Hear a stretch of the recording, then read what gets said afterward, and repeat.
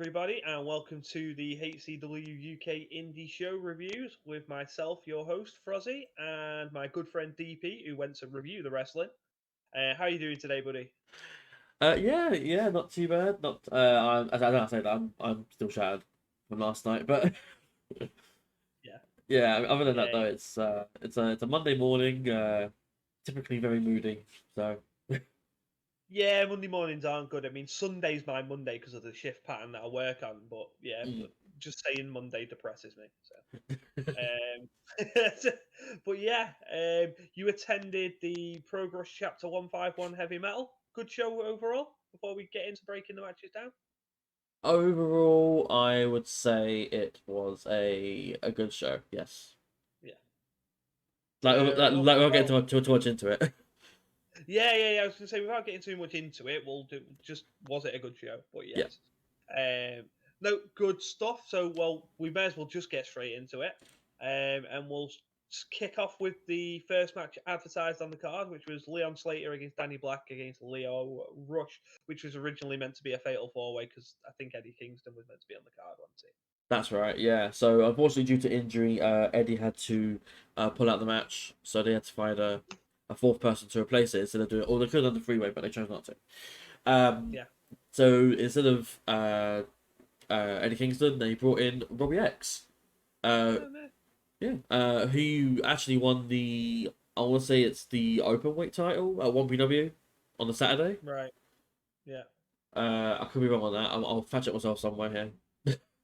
Yeah. But but yeah, no. So Robbie X is in this match along with as you said, Leon Slater, Danny Black, and who the Leo one Rush. thing? Thank you. How I forget Leo Rush all people. I don't know. But yeah, but no. Anyway, this is a fatal four way now. It's a very fast, very athletic match as you can imagine from these four. Um, there's not really anything of note other than just a lot of high spots, a lot of flips. Yeah. Um, at one point they all do a handspring attempt into some sort of move in all four sides of the ring. So like, like over like the upside down on your hands, bounce and then bounce Yeah. off the ropes. Yeah. So they all do this on one side of the ring, and then they all just collide in the middle. Nice.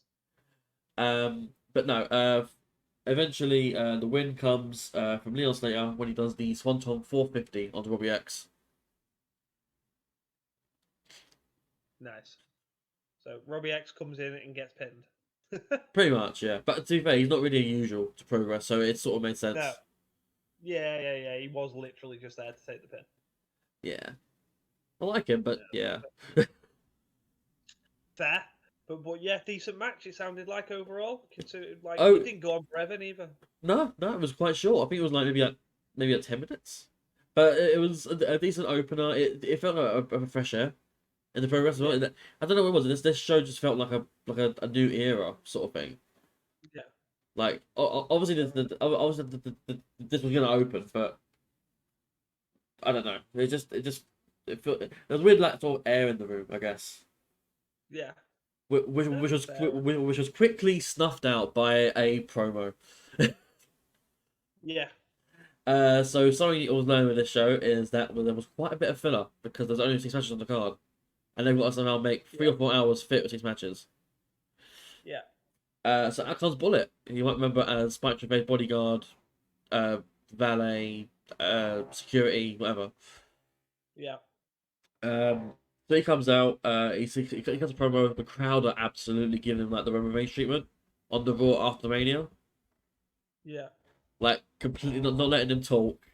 He tried to talk over them. He can't do it. But he comes out basically saying that he's not going to be in Spike's corner in the main event because Spike wants to beat Kara by himself. And then he says, that he wants to challenge Big Damo to a match at some point because their fighting is inevitable. Um, and at some point he also gets in Simon Miller's face, the host of the show. Yeah. Obviously Miller bought Team Mayfair's at unboxing, so we know he can get in matches and all that. So they tease that as well. In come all the red shirts, so all like the ring crew, ring text, whatever. Yeah. And in typical wrestling fashion, they all wait their turn to get manhandled by Bullet. Yeah. Instead of all Of just course. getting on him, lift him, whatever, Yeah. or it's like, oh, one at a time now. So Yeah, because people in wrestling aren't clever, or they're not perceived to be in terms of character and stuff like that, and it's really annoying. yeah, Because you were in the street and this was happening, everyone will pile onto him. yeah, exactly. Um, but no, poor friend of the podcast, Sky O'Shaw, he got chokeslammed because he's on Oh crew. no. um, but no, that was basically it very much. He came out, destroyed the red shirts, challenged Damo to a match at some point, and T. Simon Miller. Fair enough. And then, so we get into the second match on the card, which is LA Taylor against Session Moth Martina. Yeah. When I say this is a match, that's using the term loosely. As soon as Martina came out, she was attacked by Ella Taylor. This is Yeah, Taylor's debut, I say singles debut in Progress. And instantly she comes out with a pre-match attack on Martina. yeah, Uh, a lot of fighting on the stage. Eventually get to the ring. I was before the ring, sorry. Ella Taylor throws Martina into a stack of chairs in the crowd. So that looked pretty cool. Other than that, they get back in the ring. So into the ring. Bell rings, match officially starts. It's very strike heavy, this match. Martina does some stuff. And then LA also does some stuff. Um, there's a spot where Ella Taylor catches Martina with a spine buster in midair, yeah. and then hits a powerbomb on her for the free. So not really much to sort of go over there. It wasn't a very long match. No, No, fair no. enough. Was there anything in the middle, or just straight into the next match? There was stuff in between, yeah. I should actually touch into that actually. So they're beating on Martina after the match. Taylor, Smithson, and Austin because they're all a collective. Um, and on the screen appears Rio, not Japanese Rio, the English Rio. Yeah. She says that she's got the key because she does from the Thunderbastard match that she won a few months back. Right. Then that gives her a title shot at Lana Austin. So Right. she teases cashing that in at some point in the near future. I imagine the Strong Style weekend coming up, Yeah. if I had to guess. But following on from that, we didn't have another match. We had another promo because it's 6 matches long and you need time to fill the time. Um, Yeah. Here comes Sunshine Machine. Chuck Mambo, TK Cooper.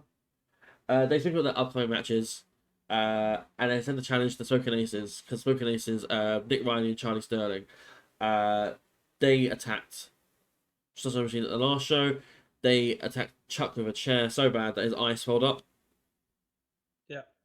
And they challenge him basically to a tag title match. Their tag titles, by the way. To tag title match. And another match during again Strong Style weekend. Yeah. Fair. Did we get a reply, or is this just happening? It was just a call out promo, like GM mode. Right. Yeah. No. Fair enough. Didn't appear. Yeah. No. Fair enough. I wonder if he gained any fans. Right. We'll move on to the next match then, because I'm assuming there was no more promos in between this. Correct. So we move into the next singles match on the card, which was Mike Bird against Charles Crowley. Yes.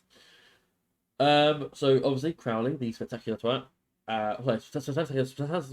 Spectacular twat god now because he's now a god.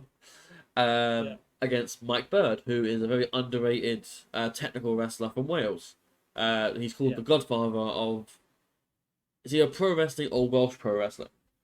But yeah, we get a lot of Welsh pro wrestling sounds like it'd be more accurate. probably. So we get a lot of the Crowley spiel. If you're not familiar, he mentions that he's a god, he's a twat, and he's spectacular, which is the thing. That he does. Yeah. Followed by a cartwheel. Cool. Uh, so Bird gets Crowley in a technical hold here, and Crowley just wriggles around like a worm to get to the ropes, which I thought was a good metaphor because Mike Bird, Crowley being the worm. Yeah. I don't know if it's intentional or not, but just how that's how I saw it. Yeah. It must have been. There's no way they just do that for no reason. Yeah. We get a little back and forth between the pair of them, including a German suplex on the apron delivered to Crowley, which looked Yeah. quite gnarly, to be fair. But fair play to Crowley for taking that. But a few more submission attempts, flash pins. Not much really happens, and then Crowley emerges from the apron, like the under the ring, the skirt, Yeah. with some sort of like mask on. So Right. it wasn't like a full on mask; it was like a half mask that covered like half the face. So like if you've seen like Yeah. Shingo Takagi, like he has that dragon mask that only covers half the Yeah. face. Yeah. Uh, it was I think it was like a wild boar mask. I don't know how. I think it was some sort of like snout sort of thing on it. Right. Yeah. I'm not 100% certain on that, but either way, he appears with a mask and then rolls up Bird for the three. Hmm. So there wasn't anything in between. He was like, "Oh, mask," and then Yeah. Bird was like, "Oh," But, and then roll up 1, 2, 3. I don't know. It felt rushed, but the match was like near 20 minutes. I was going to say it was like a 17-minute match, according to Cage Match. So Yeah, it felt like a rushed end, and I don't know why. I feel like there should have been more because it makes Mike Bird look a bit stupid. Yeah. I mean, God. Yeah. I don't know. But after the No. match, Crowley claims power over all creatures, great and small, because he is again God. He teases Cara Noir at some point in the future by mentioning the uncaged swan. So Yeah. obviously Cara Noir is the Black Swan, and he's in a cage match tonight. Yeah. Uh, and then he leaves, and then that is all we see of Charles Crowley. And then we go into an interval. Fair enough. So when we come back from the interval, is there anything that happens before the next match, or? There is. So after the interval, I'm glad you asked. We have an appearance from Ricky Knight Jr., the Atlas champion. He comes out dressed in the nines. He's in a suit, very smart, casual. Yeah. He comes out. He name calls all the previous Atlas, or say some of the Atlas champions in the past, because some of them we Yeah. can't say for legal reasons. Uh, Yeah. but he basically says this title is shit, and he throws it to the ground, not to the Yeah. ring mat, and he reveals the one he's wearing, which is a brand new shiny Atlas title. And then he says that he's going to host an open challenge at the upcoming Manchester show for Nice. whoever. Well, So makes sense. yeah, So yeah. you've got to fill time somehow. I think it's safe to say he ain't losing it. Probably. I'd be very surprised if he did. They debut a new title and he loses it straight away. Yeah, I mean, it could be someone else though. Maybe, but yeah, We'll see. I don't know. I don't know if it's just me, but I wouldn't do that. Well, unfortunately, neither you nor I control progress. No, no. But yeah, well, I just control NXT 2.0 in GM mode. Fair enough. And I control SmackDown, which one Uh, wearing blue. Right, we'll get into the first match after the interval then, which was Sky Smithson with Lana Austin and LA Taylor against Millie McKenzie. Yeah, Yep. So literally, the person I had was Sky accompanied by Lana and LA as usual, but yeah, the match is there. Um, yeah, there's a lot of shenanigans from Lana and LA to distract yeah, Millie. Millie overcomes these. They distract her again, and again she overcomes it. Eventually, Minnie wins with a German suplex and a spear for the 3. I didn't take note of this whatsoever, really, because it was like I like Minnie McKenzie and I like Sky Smithson. It was Yeah. just this match had nothing going for it. Yeah. I don't get how you can have what is essentially a 3-on-1 match with 2 people not in the ring and the one still wins. Yeah. I mean, Doesn't make that for me is not the issue. It's the lack of depth. Yeah, it's It just like obviously I don't watch these matches all the time or anything like that. It's just when I look at it on paper, I'm like, how is this one person defeated 3 people if 2 of them are essentially distracting it all the time? yeah, Like, how weak is the person who's actually in the ring? yeah. I don't know. That's what it says to me off paper. Yeah. I mean, Like, like I know all these women are really good wrestlers. It doesn't do anyone any favors. yeah. So the dynamic about the Nana Austin experience, the name of the collective, is that Yeah, they, Sky and LA basically are, like what's the word? Like they are cohorts of Lana Austin, but Lana Austin is the main attraction. yeah, Like she's the leader, the ipso facto, whatever. You know, like she's yeah, the one in charge. yeah, Um, whereas Sky and LA have like the muscle for her. yeah, Um, but outside of that, like there's very little depth in this women's division, and I don't know what the problem is personally because it's a really good roster on paper, yeah, but it is what it is ultimately. Post yeah. match, we get a pro from Millie, who basically says that she's sick of all the bullshit from Lana Austin and her cronies. Yeah. Uh, that's basically it. She's been here for several years, not several years. So she's been at the last chapters like consecutively, like busting her Yeah. ass, just to get the BS from the experience, from the Lana Austin experience, not the progress experience. Yeah. But it's a fair thing. It's like they've been running rampant for months now, and no one's done much about it. Yeah.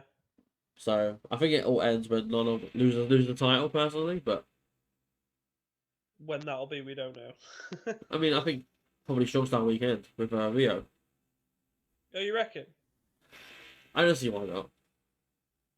Fair. Was there anything else following this before the next match? Nope. So we go straight into man like Reese against Callum Newman. Correct. So, we get as you expect from these two, a quick, speedy exchange between the pair of them, Yeah. and then things spill to the outside, and then both men get counted out. When you need to fill time on a show, why is a match going 1 minute 40? I don't know, but Callum is accompanied to the ring by Maverick Mayhew, and I didn't realize at the Yeah. time, but Mayhew was in ring gear rather Right. than like jeans or whatever. Right. So in my head, I'm thinking, what's going on here? Because he's in ring gear. He's not in a match tonight. Yeah. And then this all kind of happens. And I'm like, okay, something's gonna happen then, aren't they? Isn't it? So there's a like conflict in the ring between them, like Derice and Newman and Mayhew. Derice then declares they want a tag match, and then he's got Right. and then he's got a partner for it. So out comes his 0120 cohort, Dan Maloney. Nice. So this is now a tag match because it's made official by Simon Miller. Uh, so Okay. this is the actual meat of the match. So the first part was Right. like a nothing. Like a prelude. Yeah. Mm. So this is Dan Maloney and Matt DeReese against Callum Newman and Maverick Mayhew. So instantly we get through the ropes moves, so like topes and stuff like that. Yeah. There's just a lot of back and forth between the pair of them. It's a lot of havoc being caused all around the ring and even like towards staging area.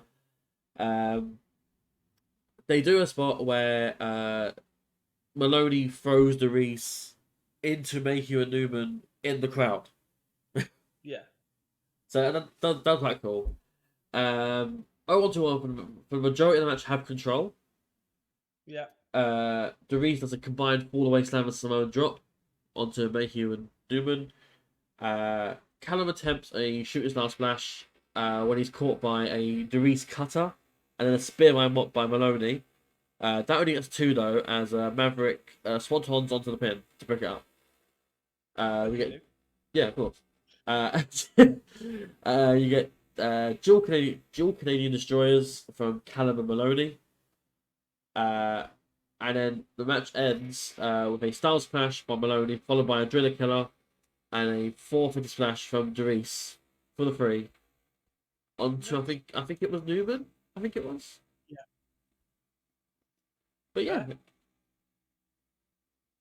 So it, from what looked like it was going to be a bit weird, turned out to not a bad tag match. Yeah, precisely. I do wonder if that was the plan from the get go, or if that was something that they had to do to fill time. Well, maybe, but it happened. It did kill time. Yeah. And yeah, is there anything before we get into the main event? Well, not really, but there was another interval. Right. So, bit of backstory on this one before we go into the main event. There was the show was going to start at 3 p.m. Okay. Yeah. Doors didn't open until 2:50, so 10 to 3. The show was then delayed to about 3:34, something like that. Yeah. So from what I heard, the reason for this was because they were building the cage. They were doing like a test build of the cage. Yeah. Apparently it didn't go well. Okay. They eventually did it, but it took them a while to get it right. Yeah. So then now there's this interval so they can build the cage essentially. Yeah. Because otherwise we're just awkward fans just sitting around watching them build a ring. I build a cage, sorry. Yeah. But I will say I'll put a picture on here now, but the cage itself looks really good. Yeah. Like it isn't got like the pretentious edges and stuff like a WWE one does or AW one does. Yeah. It's quite literally a cage, and it looks like an actual cage. Right. Like there's a hole in the wall, but that's for the camera. That's ignore that. Yeah. But otherwise, it looks really good. Like it looks like like an underground sort of thing that you'd see in a film or something. Yeah. Like it looks really cool. Nice. But no, go ahead. This is another main event. Yeah, I was going to say. So the main event was the Progress World Title steel cage match between Cara Noir and Spike Trivet. Correct. So Spike Trivet is the champion. And he has been since he beat. Who did he beat? He beat Dan Maloney, didn't he? But ignoring that, before that, he was the reason, Spike Trivet, that Cara Noir couldn't be in Progress. Right. And I think we covered this in a previous Progress review, you and me. Yeah. So I won't go through it all, but basically Spike beat Cara last 2021, maybe. I'm trying to remember now. I've slept since then. That's fair. You know, I don't remember the exacts, but Spike basically beat Cara to get him like removed from Progress, and then only recently, like November, October-ish of last year, that we've had Tom Dawkins appear, and that is Cara Noir, like behind the makeup, behind the gear. Right. That is Cara Noir, Tom Dawkins. Dawkins didn't win. Dawkins then fought Spike Trivet. Dawkins didn't beat Spike Trivet, but Spike Trivet still gave him a title another chance. And if Dawkins beat Trivet, then Cara Noir could come back. Right. And that was the match that main evented Chapter 150 when the man comes around. And that was like the really good, emotional, like really like crowd engaging match.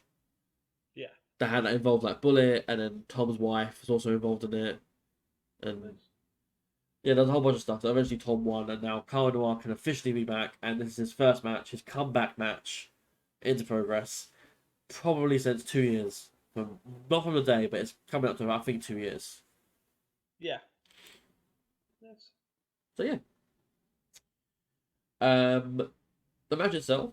So going into the match, Spike has the early lead. But Kara comes back into it and he throws Spike into the cage walls. Spike's already Yeah. bleeding, like 2 or 3 minutes in. Like, Nice. and you can see it more because he's not bald, but he's got short hair, Yeah. so you can see it better on the face. Yeah. Eventually, though, Spike gets back into it with a headbutt, and then various hard strikes onto him. And I don't mean like hard strikes. I mean like these looked brutal strikes Yeah. on Kara. And then he also throws Kara into the cage, and then breaks his face against the cage wall. Yeah. Um, Spike also attempts to escape the cage because I should have said actually, pinfall submission and escape over the top of the cage, not through the door, counts as a win. So Spike attempts to climb over the cage, but Kara gets him by the foot and pulls him back in. Spike falls onto Kara's shoulders in the corner, and Spike attempts to do a Spike Rana Poison Rana from the corner Yeah. onto Kara. And Kara no sells it essentially. So he I think he meant to land on his feet, but he fell on his Right. ass. Right. So I don't know what the reason was, but I've got that as him no selling it basically. But in the attacks Spike again. Kara hits Tombstone for two. They do more strike exchanges between the pair of them. Eventually Spike has the upper hand again, and he threatens the ref for the cage key, like literally getting him by the collar, being like, give me the key." And then then he goes to the chain. There's a chain around the door to lock it. Yeah. And then he gets the chain, wraps it around his fist, and he starts hammering into Kara. And at this point, you see the blood appear on Kara's face. Yeah. And I don't know if it was a deep cut or something or whatever, but the blood is more vibrant on Kara, Right. and I Yeah. think because of the white face paint, maybe I don't know. Maybe. But either way, it was a lot more noticeable than what Spike's was. Um, Eventually, he gets a chair from outside. Yeah. He's about to hit Kara with it, and suddenly Kara like kips up capoeira kick straight into Spike's face. So the chair into Spike's face. Yeah. Um, Kara's now in control of the match, and he gets the chain, puts it around Spike's neck, and he like locks him to the cage wall. Yeah. And then he actually goes to escape the cage. Uh, Spike is desperate to not lose, essentially, and he calls Kara a coward if he leaves. And then as Kara's on like the other end of the wall, like about to drop, he Yeah. spits in Kara's face. No way. Yeah, and then Kara comes back in after that to deliver some more punishment. However, it doesn't work out as Trevay hits a Swan Killer. I don't know if that's the actual word for it. Just what I assumed it was called. I don't know. It's a suplex into a knee smash, basically. It's like the Adam Cole move. Right. For two. Kara comes back into it with further strikes and kicks. They do a spot between them where there's an arm drag from the cage wall. So both of them are like on the top rope, like Yeah. on the cage sort of thing, and then Spike does a arm drag onto Kara, and then Kara forces them out. It was at this point that I started taking note of Kara is noticeably slower at this point. Right. There wasn't much reaction neither to strikes as such. Yeah. So I don't know what happened, but I don't know if that was how it was, but Meant to happen. yeah. But Spike hits another Swan Killer on Kara, and that gets the three. Yeah. And Yeah. the room is sucked of any air that was previously in it. Yeah. Purely because, or two reasons. Sorry. Spike is obviously the universally hated heel of the match. Yeah. And we're also all worried: is Kara okay? Yeah. Because in our minds, Kara should have won. This whole story was for Kara to win the title back. Yeah. So, what happens now? Because is Kara all right? Is he gonna be in the strong style tournament? Like, Yeah. but um, as soon as the match ends, pretty much, a medic goes into the cage to Yeah. check on Kara. So Yeah. there's something to that.